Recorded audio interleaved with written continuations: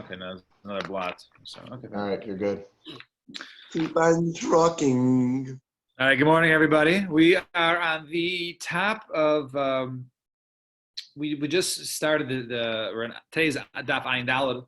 We just had a question in the Gemara regarding some of the different malachas. We say some of them seem very almost identical to one another in terms of boirer and zaire and winnowing, right, and selecting. And then marake, sifting, the flour. So my Rava said, no, anything since those were done in the Mishkan, therefore those are also something that was listed. So even though you might have some similar ones, so nevertheless, since it's similar, therefore we're going to list all those of those. So the Gemara says top line of Ayin Daled Amud Aleph v'lichshav nami kaitish. So what about kaitish? When you go ahead and you further beat it down, some of the flour. So it's sort of a way of separating some of the chaff. They do katisha, right? They go ahead and chop it or break it down. So why isn't that included as a separate malacha? Because that's actually not necessary for the process, because we find in an ani, right, poor person, he doesn't go ahead and finally sift and finally break down his wheat, and therefore that is not, since it's not a necessity, therefore it's not included as one of the malachos. And Rav Amar Hamani, so whose opinion is this? This is Rabbi Damar Avos Malachos Arbaim Chasar Achas. So he says, no, this is Rabbi, because Rabbi holds that there's 39. And simply, if you would include kaitesh, you would have 40, not 39. So Gemara says the obvious question, okay, so then substitute it, right? You want insert it and take another one of take one out and bring in kaitesh. Rather, it's clear like Abaye, who says that since it's not necessarily a necessity to go ahead and to break down flour to go ahead and bake it, therefore it's not included with the avos malachos. 2 dots. So around 7 lines from the top. So a person has different types of fruits in front of him. He's allowed to go ahead and select and eat. All right. In other words, he takes it, that which he wants to eat, and eats it. And boirer umeniach, right? And he's allowed to be boirer, take it, umeniach. Now, meniach does not mean that he leaves it over. In other words, he takes out the stuff. Rather, it means boirer umeniach, meaning he selects something, umeniach, and he leaves it for somebody else. He leaves it for somebody else to go ahead and eat it. Right? V'lo yivror. However, a person should not. We'll soon explain this. V'lo yivror, and he shouldn't do borer. He shouldn't do selecting, which is on malachas we mentioned yesterday. If he does do brera, if he does do borer, if he does go ahead and select, then he's chayav achatas. So the Gemara says, "My kamar." What do you mean? You say you can do it. You say in 2 different ways, and then you say you shouldn't do it. And if you do, you're chayav achatas. What's going on here? My kamar. So Amar Ula. So now we're going to have several attempts at interpretation of this brisa. So Amar Ula Hachi Kamar, this means to say Barer va'echel lebavaya. He's allowed to go ahead and select, right? So he has, let's say, a mixture of I don't know, let's say nuts and fruits and whatever it is, mixed fruits, and he goes ahead and he takes the one he wants, and then he puts it aside, right? So for later on that day, or Barer v'miniach lebavaya, or he goes ahead and selects and picks one for somebody else and leaves it in for that day. However, ulamachar lo yivro, but you should not go ahead and basically select one of the fruits for the purpose of eating tomorrow. The birer chayiv, and he does do that such a case, but he leaves it for the next day. Then he's chayiv chatas. Then he's chayiv chatas. So masla Rav Chiz has a kasha. V'chi muter liafos levav. Is it mutter to go ahead and bake for that day? In other words, you say, oh, you're allowed to do bara because you're going to do it for that day. So why is that different than the malachas, right? Are you allowed to bake for that day? You can't bake for that day, so why can you do bara for that day? Are you allowed to go ahead and cook for that day? Rather means they're allowed to go ahead and do butter and do selecting an amount less than the shear, right? Less than the shear, less than, say, a dried fig is the shear of to do butter. So let's say you have to, in order to, so you're saying that your matir is allowed to go ahead and be butter pachas megashir. So bayra meniach pachas mekshir. Then also it means bayra meniach. It means that you can go ahead and select, right, and leave it for somebody else. Also less than the shear ukshir. And if you go ahead and you do the butter of a full shear, a full size of a dried fig, lo yivror, then he should not go ahead and do borer. And if he does do borer, then it's chayv chatas. So what do you see over here? So you see over here that it's telling you that the pshat of the Bryce is that you're allowed to do brera or under borer underneath the for less than a shear. So what do you mean? How is it possible they were telling you to do malacha less than a shear, right? You're not allowed to bake a certain amount. So we don't say it's mutter to go ahead and bake less than the shear, less than the minimum requirement. We say if you bake less than minimum requirement, you're patur. But we never tell anyone to do it. So how is it saying to do it? So Rav Yosef, butter v'eichel biyad. Butter maniach biyad. It means that he goes ahead and he does the selection with his hand. He doesn't use another utensil.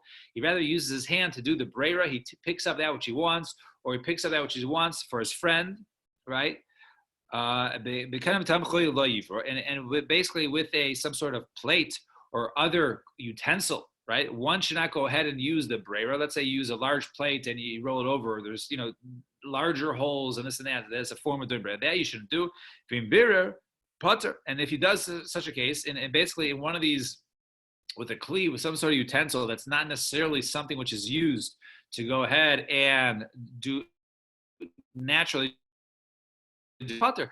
Well, usher, that's potter of aser. But if he uses, let's say, a sieve, something which is used normally whose function of that kli is to sort, right, to get to sieve and to get the the smaller particles out and the bigger ones remain. Which the definition of that kli is basically to sort, right, to basically to separate the smaller from the bigger. So such a case, if he would go ahead and do it, then he would be chayv chatas.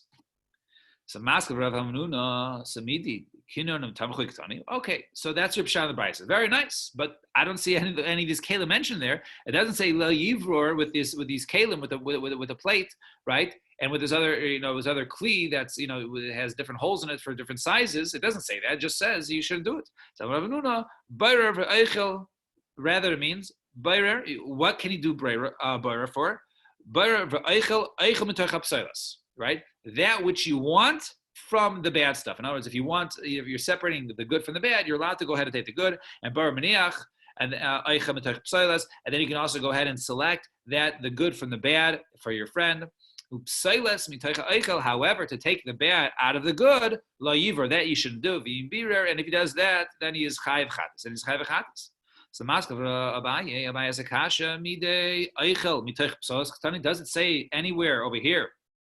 It doesn't say anywhere that he's taking the good from the bad or the bad from the good. Alter. Right here comes a new qualification. Right, and some of these qualifications, as actually we do find these as halach l'maisa.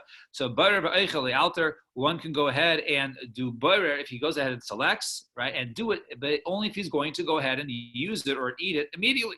Or alter, or go ahead and select that and leave it for his friend.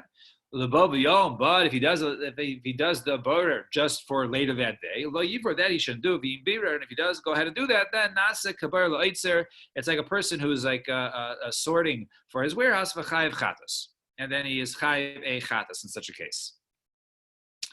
Fine. So the Gemara says now, Amur Rabbanan Kamei de Rava. So they said the Rabbanan says for Rava, Zarmalu Shapir Amar Nachmani. He says, yes, this was Abaye. Nachman is a reference to Abaye. This was, yes, you said it over very well. Now, Hayu lefan of Shnei Mina Eichlil. If they were in front of, so Hayu lefan of Shnei Mina Eichlil, there are two types of foods in front of him. Ubirer, and then he selects v'Eichel, Ubirer, v'Hiniach, or he selects for his friend, Rav Ashi Masni Pater. Rav Ashi says you're Pater, and Rav Yirmiyah Medifti Masni Chayiv. And Rav Yirmiyah Medifti says you're Chayiv. So Rav Ashi must be pater. How could Rav Ashi say one is pater from doing barer? We said before, Tani chayiv. We learned earlier is chayiv. So loy kasha ha bekanon v'tamchui ha benafa v'kiva. So he says no. One is the case where it says when we say remember when we say pater, it means pater v'aser. It means you shouldn't do it, but if you do it, then you're pater. So that was the case we mentioned earlier of let's say using a utensil, right, which is not made for using a utensil which is not made for selecting, and therefore such a case is considered to be pater al aser because it's not necessarily used for sorting, but to use a sieve or something whose nature is to go ahead and be butter, that was the case. A person would be chayiv. And then Kiyasa Rav Dimi Omar Shavsa de Rav Bibi Havi. One time it was the Shabbos of Rav Bibi, and it was his turn either to give the shir in the yeshiva. Ve'ikla Rabbi Ami Rabasi and Rabbi Ami Rabasi were there. V'shadu Kamayo Kilkula de Peire. And then he took basically a basket that had the leaves and the fruits and stuff in it. And instead of basically taking out a fruit for each one or selecting for them, right, what did he do? He went ahead and basically he dumped it right on the table. He dumped it on the table for them to go ahead and for basically to spread them out. Okay, to spread them out. So therefore, there was no mixture, right? There's a lot of halachas when it comes to butter. One of which is that you can't take from mixture. I know this is actually commonly done with silverware, right? Silverware, a person wants to sort silverware. You're not allowed to go ahead and sort silverware. So what do some people do? They basically take the silverware and they sort of throw it on the table. And now all of a sudden you don't have the mixture anymore because you just have a bunch of things lying next to one another. It's not combined in the mixture. So that is what. So basically, he took the basket and he dumped it out, and they're all spread out. And so why did he do that? We don't know. If he held that in such a case, it would be or perhaps it was something that he would go ahead and choose, even though he was taking the good from the bad. Perhaps since he would go ahead and pick it himself, right? That for the others, maybe it's not considered to be la'alter immediately, right? Which is one of the reasons we saw earlier. And therefore, we're not sure as to why he did it. Or maybe he just wanted to look like there was more fruits than there was. So therefore, he basically dumped it on the table and looked like there was a larger amount, than there really was because it wasn't all, in a small basket. But anyways, we know that butter, we do have many halachas when it comes to there. One should go ahead and take the eichem and psolas, right? As you see from the Gemara today, the good from the bad, you select the good, and you should do it biyad, right, with your hand. And miyad, and immediately, right, the altar, that was the cases of the Gemara. Fine. Chizki Omar, 3 lines from the bottom. Chizki Omar habarer tarmusim. One who goes ahead and selects tarmusim and techap selas shalen chayev. One who takes tarmusim. I guess these were some sort of beans that they used to go ahead and they used to, boil them. And so if you go ahead and you take tarmusim and techap selas shalen, if you take them from the psolas of them, then you're chayiv from the if you take them out of the bad part, then you're chayiv. So are we going to say that Chizkiah holds that if you take the good from the bad, that you're chayiv? So he says no. Shani termisin, no termisin are actually different. The shilki le sheva zimnim, they actually go ahead and they soak. You have to basically soak them and boil them over 7 times. If not, and therefore, if you don't go ahead and do it and take it out, then basically it turns bad, and it turns bad. So therefore, it becomes basically psolas. So therefore, if you would go ahead and take it out, it's like taking psolas because it's going to turn bad. So it's like taking the psolas out, and therefore that would be a reason why it won't be chayiv. Fine, 2 dots. On to the next malacha. It says toichin. Right? Teichen is grinding, right? Talking about grinding. So we say over here, Amar Papa Haiman, the Parim, Silka, one who goes ahead and he smashes up beets, Chayiv Meshum Teichen. He's Chayiv because of Teichen, because of grinding. And Amar Rav Menashe, Haiman, the Selis Silti, Chayiv Meshum Teichen. Also, one who goes ahead and he chops up wood, he's Chayiv because of Teichen, because of grinding. So Amar Rav Ashi, if he actually, he's not just doesn't want to make a small little piece of wood, but maybe he wants to make certain specific sizes. Then he's chai for cutting, right? He's chai for cutting because he wants to cut down to a specific size, and that would be the malacha of mechatek was silei rab. And one who goes ahead and he kneads and then he bakes. So Amar Rav Papa, if you notice that our Mishnah says Rav Papa shavik tanadidan bishul samanim the havi mishkan v'nakat oifa. Right. So if you notice, right, the author of our Mishnah actually does not use the word bishul. Right, bishul was not used in our Mishnah. Rather, right, baking. Right. So it left out the basically the cooking of the dyes. Right, and it included baking of bread. Right, so Tana Didan, Sidur the Pasnaka. No, because our Tana wanted to basically go ahead and use the order of making bread, and therefore we started from the sowing, right, of the field and the plowing, so, all the way to the end of the last process of cooking, or when it came to the bread, then it was actually the baking process. And Amar Ravacha bar Ravivir, Haiman the shadi sichta latuna chai mishum mavashel. One who actually did I skip? No, I just skipped right. So who said if one goes ahead and he cooks. So Tanya see the past. Okay, Yamar Baka Baravina. Sorry, Haiman the shada sichsa latuna. One who goes ahead and puts right these sichsa in a tanur, right, is a certain type of I guess I think it's a peg. All right, Chayav Shum Vashel. He is chayiv for bishul, right? He's chayiv for bishul. So what is pshita? It's obvious. He went to go ahead and he cooked it up, right? So the pshita. So Madin, what you said, l'shiri mana kabachavin. Maybe you went to go ahead and to harden it. In other words, normally when you cook it softens it. So since maybe this heg, he intended to go ahead and harden this peg. So even though it's not something that he necessarily eats, but it's something that he wanted to heat it up, right, for the purpose of strengthening it. So kamash v'lan. Therefore, you learn from here that that first it does go ahead and get soft, and then it goes and gets hard. And number of Huna Haiman the Artech Kufra Chaimashum Vashel. Also similarly, one who goes ahead and he heats up like tar or pitch, right? Then he's also chayiv because of cooking. So pshita, it's obvious. They came in the hadar v'yikushe emalot. Maybe since over there it hardens, maybe it's not considered to be softening and cooking. Kamash v'lan is chayiv. And Amar Rava says, Haiman the Ovid Chavisa. A person goes ahead and he makes from scratch on a Shabbos, he makes a barrel out of earthenware, right? He is Chayiv Mishum Sheva, right? He is Chayiv for 7 different malachas from doing it. So I made a quick list. We have here, actually the art school has the listing of the English, as you had it. But over here, basically, he does tchina, right? This is all in the Rashi, right? There's a couple of long Rashis here. It explains the different malachos, but it says over here he's teichen. He grinds out because he's making earthenware, right? He grinds out the dirt and bayrer, and then he goes ahead and he basically throws out right the big stones that he's not doing it, and then he's maraket, and then he basically he sifts the dirt around and lush. Then he combines it with water. Right, and then and he smoothens it, and mavir, then he makes a fire, and ofia, then he bakes it. So these are basically 7 malachas that one would do if he makes a barrel. And tanura, if it's a tanur, chay mishum shmona chatos. He would be actually chay 8 chatos. Why is that? Because the 8th one is since by a barrel, the difference between a barrel and an oven is oven has extra layers. So therefore, after you cook, you do another layer. That would also be considered makav patish, as opposed to in the case of the barrel, when you just cook it once to make a barrel, it's not an extra step. So therefore, you can't be chayiv for when they're cooking up for 2 things. So therefore, the makapatish wouldn't apply. Makapatish only comes in later on if you go ahead and do a second cooking in a second layer, and that would be in the case of tanur. And Amar Abaye Haiman the Ovid Chilsa Chayiv Achas Seichatos. If one goes ahead and makes a chilsa is like a rounded like wheel made from reeds. Is actually a picture. Those are the art scroll.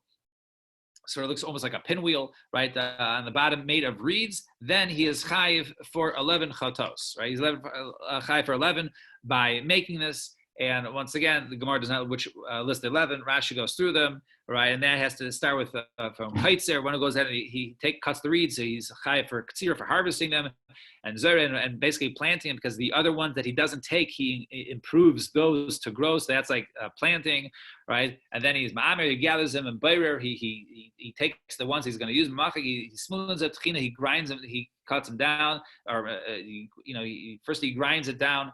To make sure like they're flat and smooth, and then he cuts them as mechatech, and then he would be meisich them.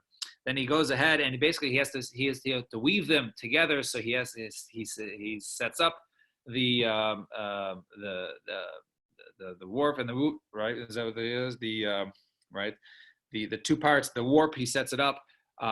And he sets up that, and then his isashtei batinirin, and he has to go ahead and thin and go ahead and put the threads through in order to go ahead and weave, and the oireg is weaving them in the makopatish, and then finally when he's done, it's called makopatish, and therefore that would include 11 different isurim, And if he goes ahead and he makes like an opening, right, in the mouth, he goes, chayiv chatos. He would be chayiv actually for 13, the 11 we mentioned. In addition, he would also for sewing and for tefira and kshira and for tying. So those would include 11s, but these are cases, scenarios where one would be chayiv if one had this like arts and crafts project on Shabbos. Fine. Let's go to the next case of the Mishnah. It's the Hagaizes. It's at Semer V'Amlano.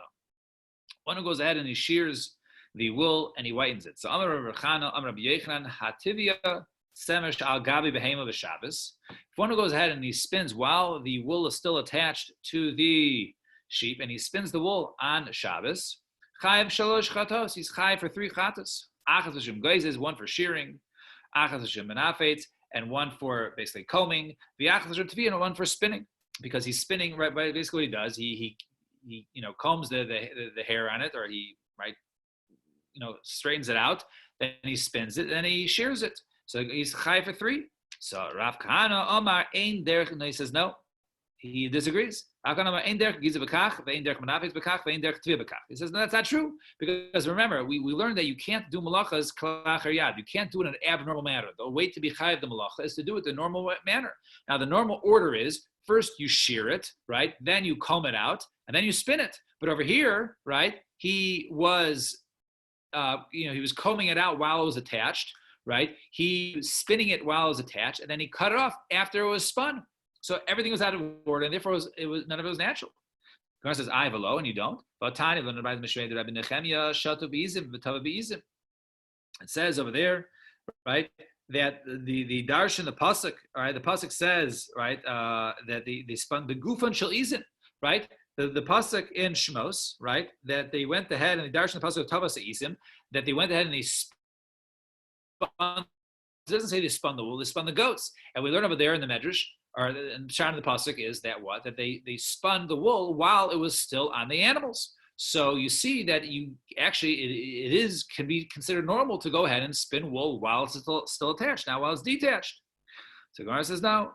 So Gemara says no. Chachmei Seir Shani, right? So we see over there that no, that which they said that they right. So I think I skipped the line. So Alma Tvia Al Gabi Behema Shmei Tvia. So we see over there that spinning while the wool is still attached is considered to be is a normal derech of spinning. So Gemara answers no.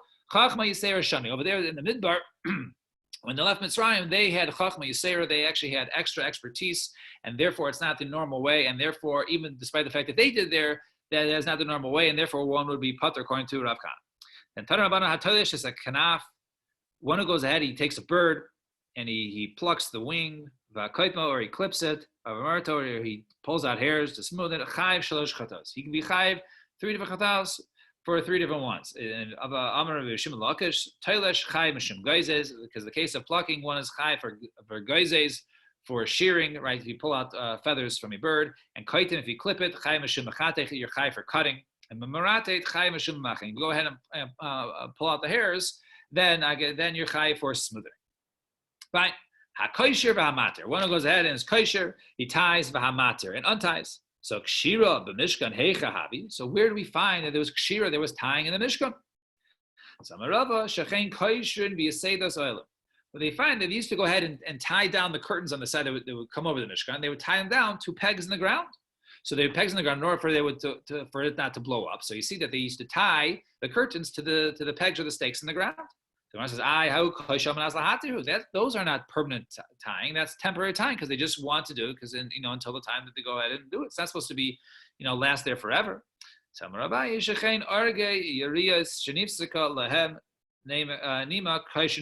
said no, that if we find by some of the that these to go ahead and sew the curtains and weave the curtains, and some of the strings would snap or would tear, so they would go ahead and and tie those back together. So the threads, that if the thread broke, they would retie the threads. The threads were right; they were 6 wide, they were 6 together, and they would use that as the weave through it and the curtains. Some of the rava, that's the kaisher. Okay, you explain tying. So matir ma'ikla memor. Where do you find the case of untying? Right, that's the case maybe tying.